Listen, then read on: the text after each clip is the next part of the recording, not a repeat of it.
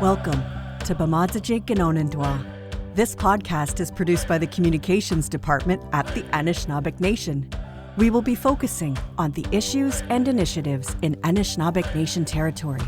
I'm your host, Lisa Abel.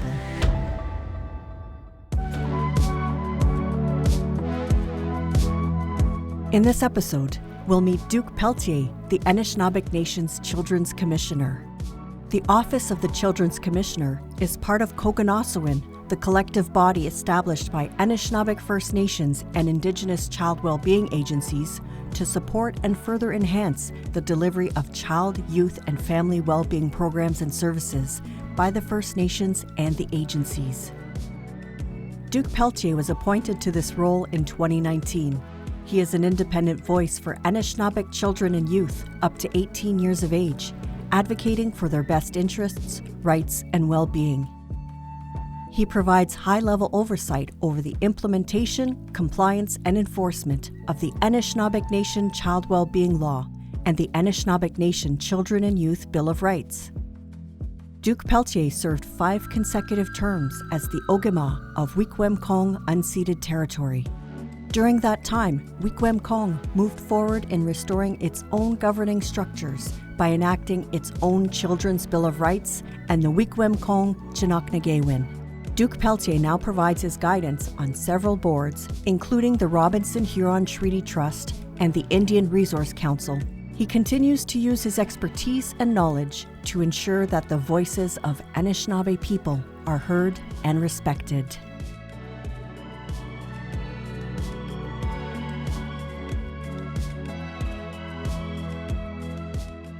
I'm here with Duke Pelletier, the Anishinaabeg Nation's Children's Commissioner.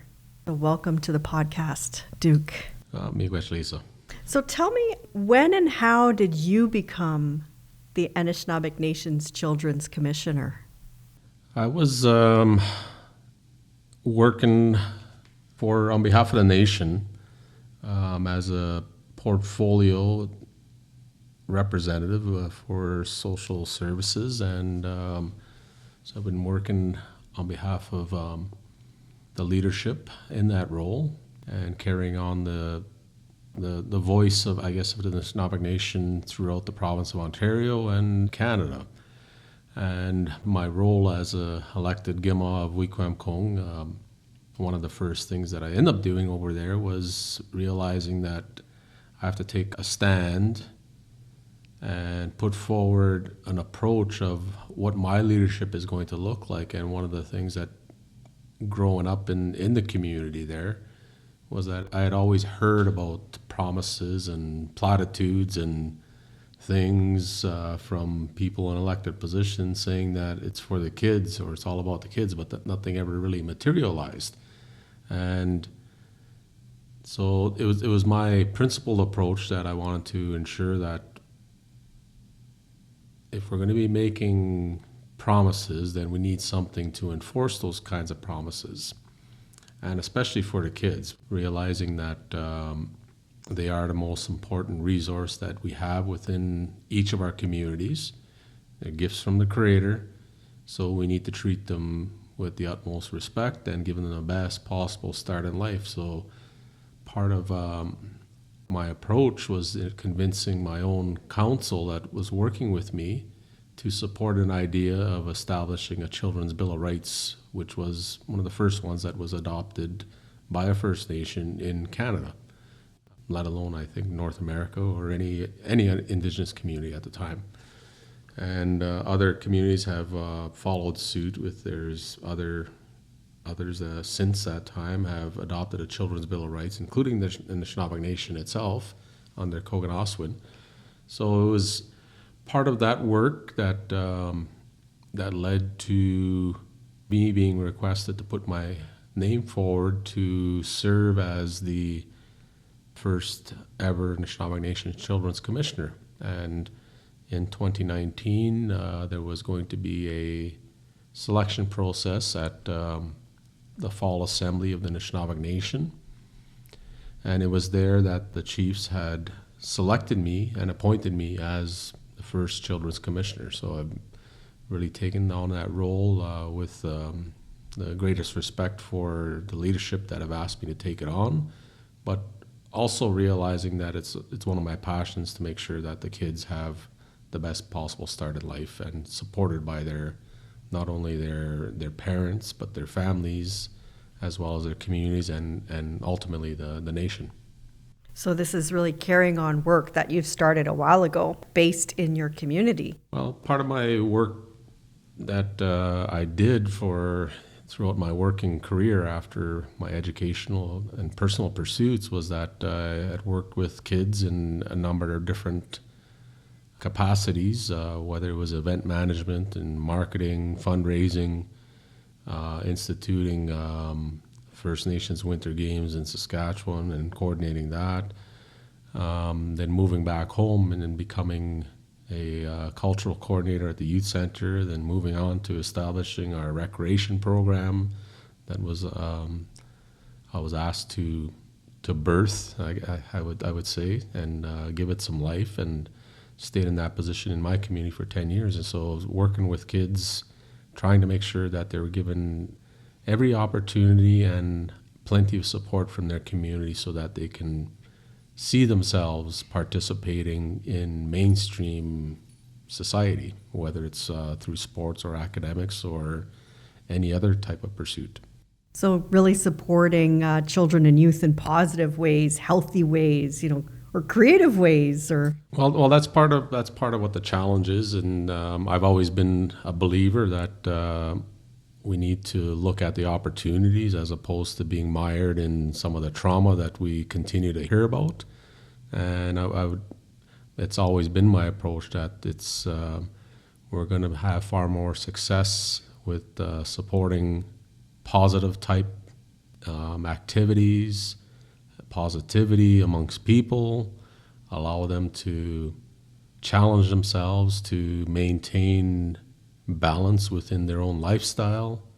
So these are the things that I truly believe in, that are important to be able to live a good life, and I think that's something that I was blessed with having family support, a great mother who was a single parent.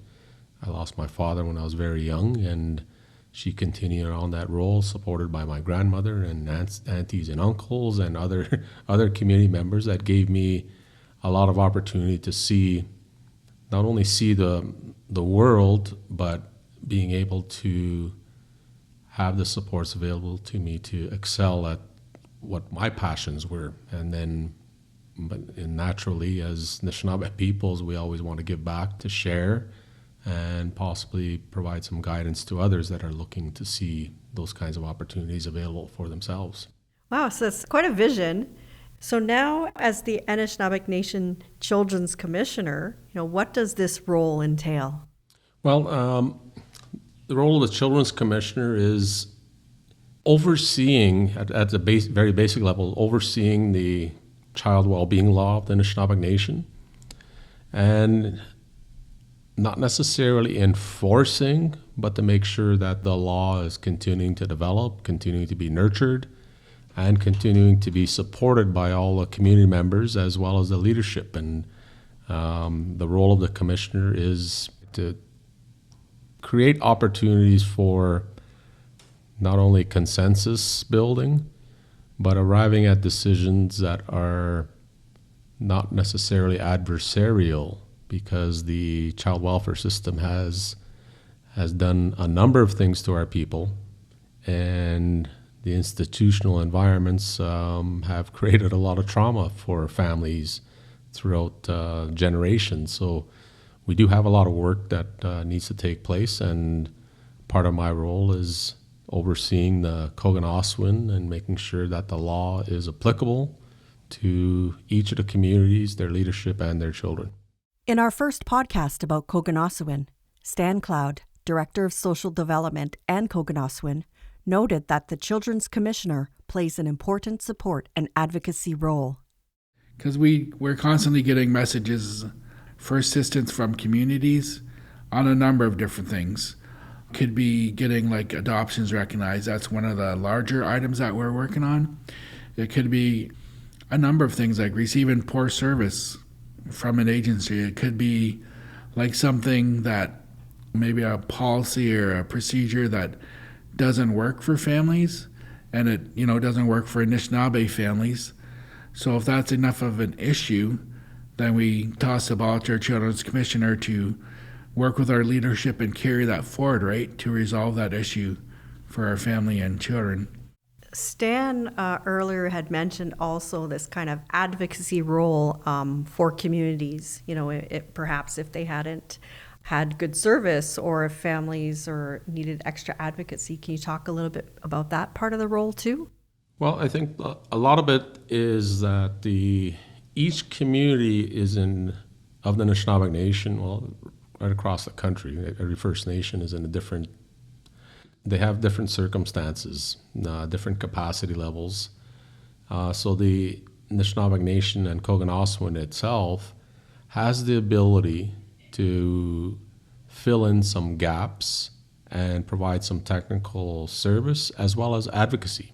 And I think with the role of the Children's Commissioner, because it is a political appointment from the leadership itself, it does carry some clout in being able to advocate even on behalf of communities and chiefs when authorized and being requested to. So there's a lot of that kind of work that as an advocate that we can bring forward many of their concerns and perhaps even consolidate if there's some common types of issues and bring those to the political levels when necessary.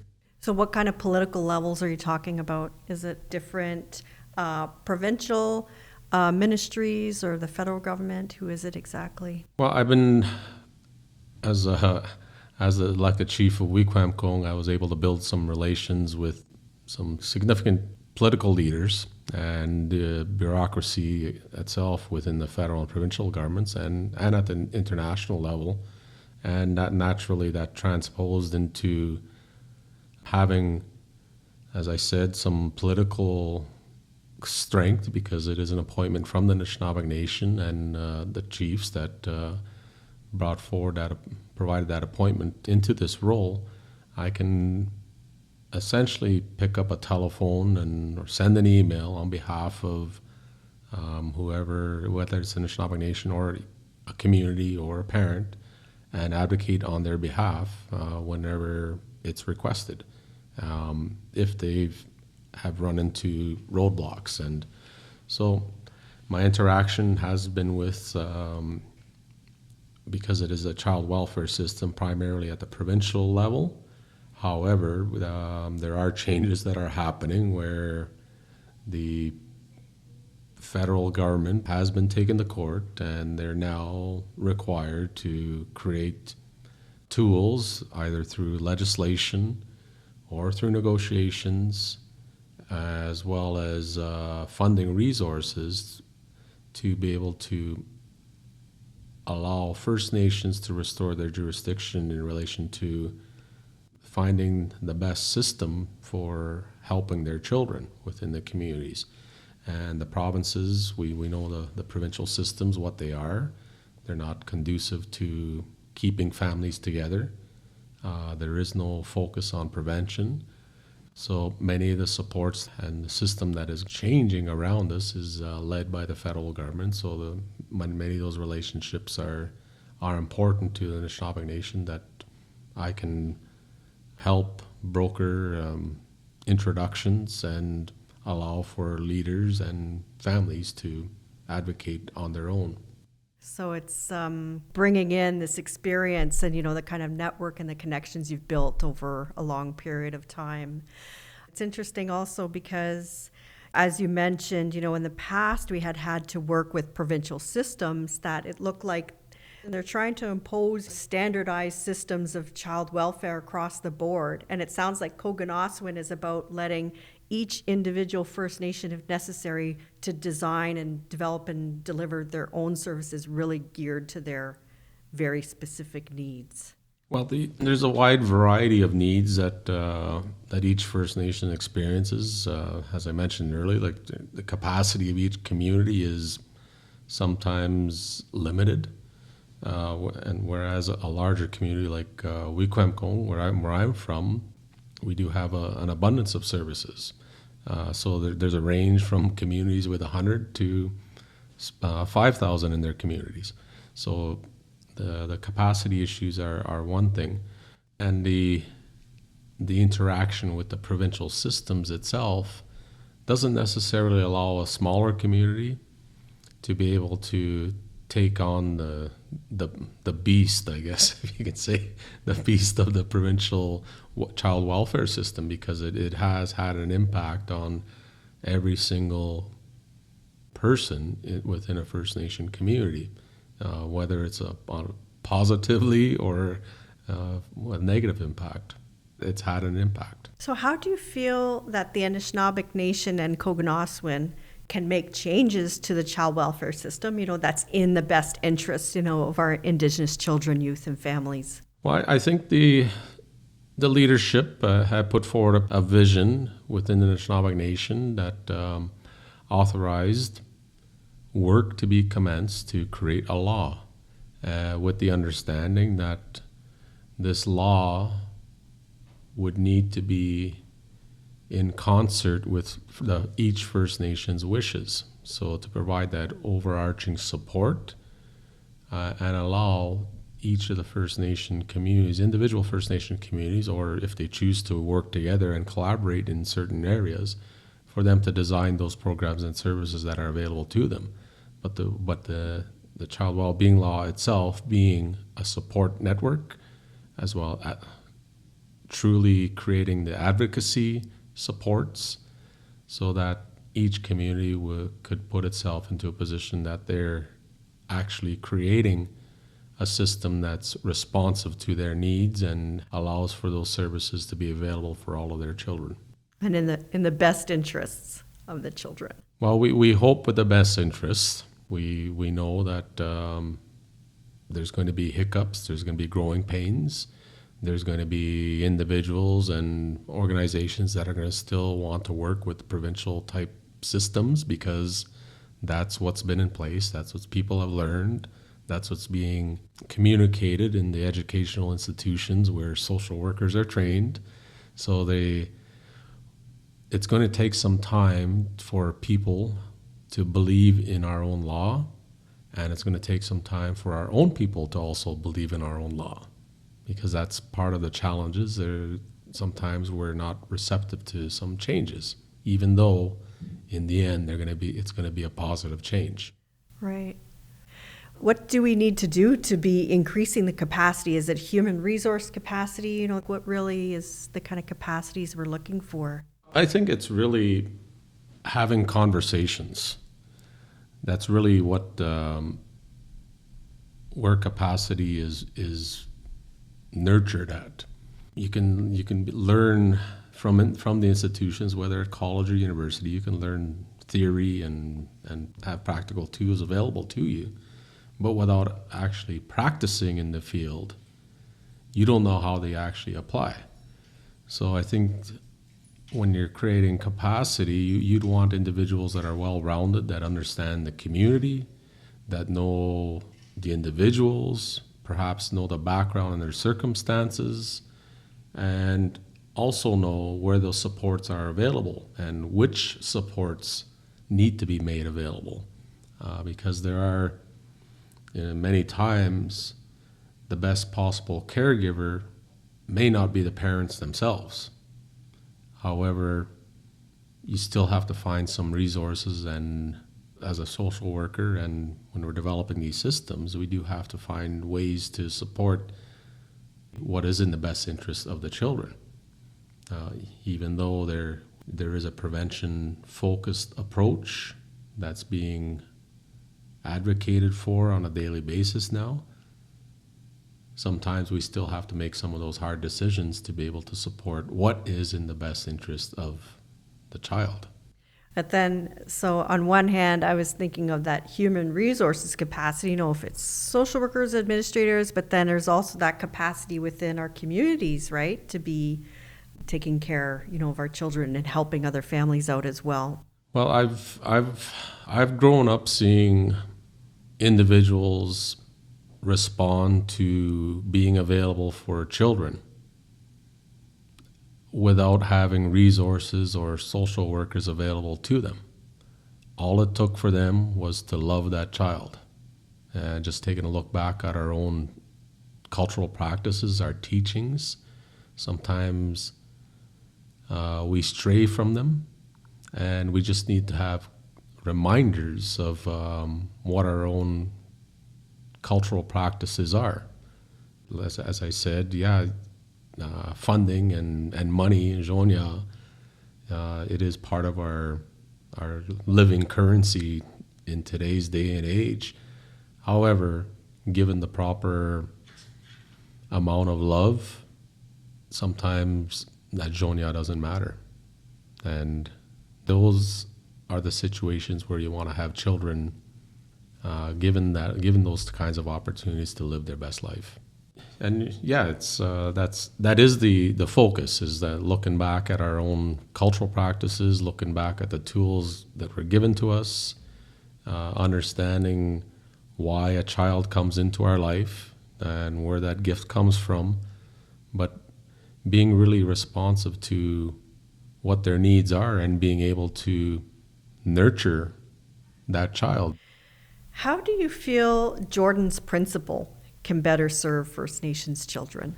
Well, I think the Jordan's principle itself is something that many of our citizens within the Anishinaabe Nation and across the country have experienced the discrimination from the federal and provincial governments as a result of them fighting over who's going to be providing funding for those kinds of services that are required.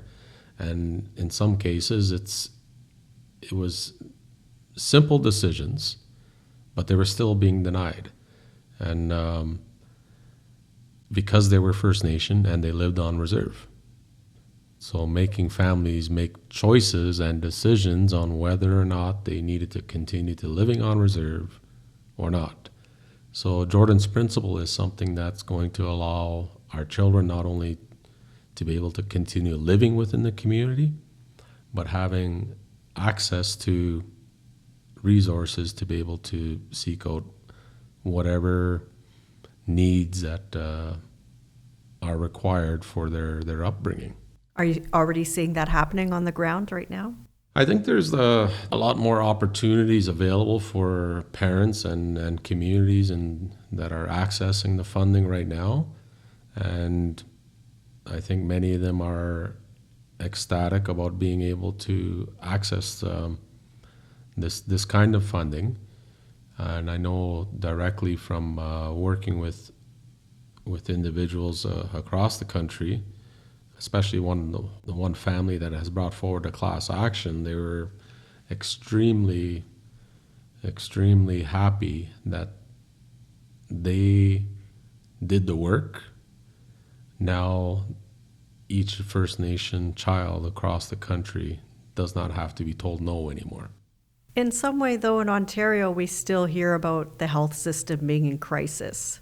So isn't that still impacting our children on First Nations, especially in different, regions, say further like more rural or remote, being able to access the kind of medical care that? Well, that is the nature and intent of the program, is for those that require supports, especially in the health area, education area, that there should not be a denial anymore. I think it's not necessarily just a children's issue, though. It's a society issue. It's there's individuals who don't have doctors. So you can't even get referrals if you don't have a doctor. The program itself is something that would benefit every child should they choose to access the funding and resources that are made available through it. But at the end of the day, there's still other systems where gaps exist. And as you properly noted, there is a gap within the healthcare delivery system, especially when it comes to First Nations and First Nation communities, where the availability of health professionals is not something that's particularly, we don't have an abundance of them. We do have doctors, we do have a number of nurses, but we also don't have enough of them. Okay. I also have a question here about Devon's Principle. Can you kind of explain people who might not be familiar what Devon's Principle is, and how can this be impacting Indigenous children and youth? Well, this Devon's Principle itself is, how I understand it, is the inability of the child welfare system to be able to connect with First Nations communities that would allow for a child who's within the system to be able to come back home, because the lack of services that are not available in First Nation communities, and perhaps even the lack of human resources to be able to facilitate those connections back with First Nation communities. So this is an important principle because it would allow for clearer understanding of why it's important for an Anishinaabe child to understand who they are, what their identity is, and be able to practice the culture of their own peoples. And that only takes place within a First Nation community. And we take a look at our own language, Anishinaabemowin. There's no place you can't go in the world to hear Anishinaabemowin unless you go into your First Nation Anishinaabe community within the Anishinaabe Nation. You're not going to hear our language anywhere else. So it's important for those connections to be made available to child welfare agencies and repatriation coordinators for each of First Nations, so that any child that is understood to be connected either through blood or relations, that those kinds of connections be made available to them, so that they're able to get not only their Anishinaabe Noswin, their Anishinaabe Dodem, but being truly able to understand who they are through their identity, being Anishinaabe. I guess that was a really big gap in the system before, that children, maybe were taking into the system, into care, and then there was really no provision for them to reconnect with their communities. Well, there was no, yeah, you're absolutely correct. There wasn't any provisions to reconnect them, but also one of the things that was happening was that the minute that they aged out at 18 years of age or age of majority, that they were just sent out of the foster home or wherever they were and expected to land on their feet somewhere. So now with Devon's Principle, that shouldn't happen. With funding supports on post-majority support services, agencies and First Nation communities now have the ability to continue providing supports to First Nations children up to the age of 26 once they leave or age out of the system. So they're not only being reconnected, but they're also being supported in some way. Yeah, that's very important to have that kind of support. Do you have any sense of also in this kind of idea of reconnection or repatriation of support being offered to the families, who would be welcoming back these children who are away? Well, I think that's part of the work that each community has to consider when the system is changing, or as it's changing, even within Kogonaswin, that these are situations and scenarios that each community has to be aware of. And if there isn't any capacity, then I suppose that Kogonaswin would be able to provide some of that technical support. We do have a repatriation coordinator that supports communities presently, and should a community wish to take on a lot more of that kind of work, I'm sure that resources are available through the new systems that are being created. How many children are we talking about here? How many children really are we talking about helping and supporting through these programs? Well, I think the child welfare system, with a prevention focus, it's every single child within the Anishinaabe Nation, because every single child needs to know who they are. They need to know their family. They need to know their community. They need their spirit name. They need to know their clan. They need to know their helpers. They need to know their ceremonial practices. They need to know their Anishinaabe language, because that is our identity as an Anishinaabe person. If we don't have any of those, then who are we?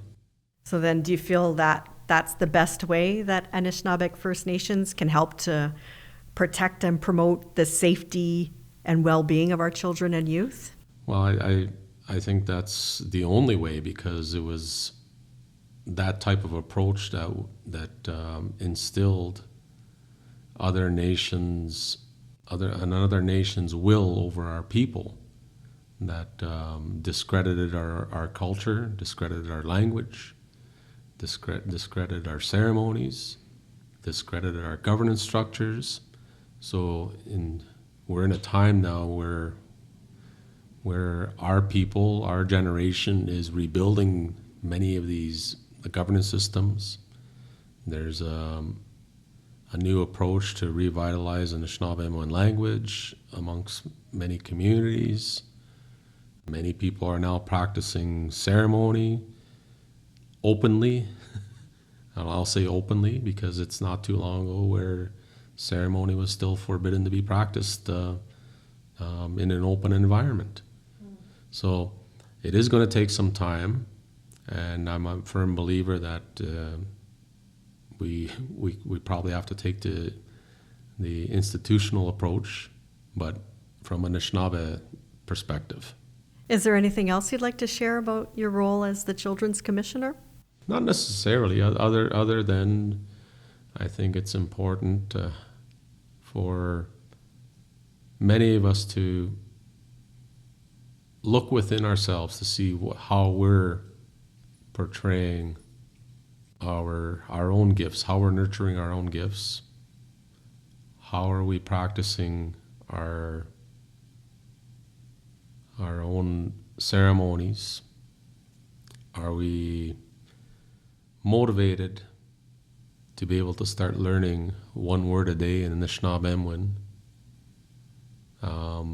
These are the things that I think, as a final comment, I guess, is that the Anishinaabe Nation requires and many of our people to look within and help support the developing our nation. And those are things that we're going to need, and we do have to start with the kids. Manojim Nanak. Miigwech Duke Pelletier for being on the podcast with us today. Miigwech Gibuwikijin Maupi Widabatama Bangiego. Thank you for allowing me to say a little bit about what I know.